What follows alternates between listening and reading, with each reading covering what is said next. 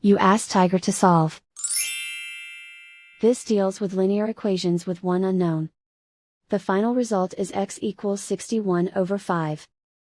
Let's solve it step by step. Swap sides. Isolate the x. Multiply both sides by 20.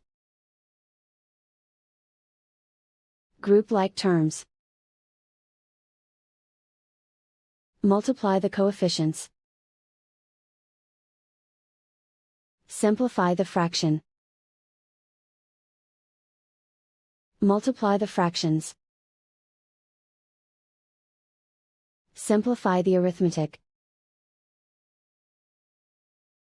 And so the final result is x equals 61 over 5.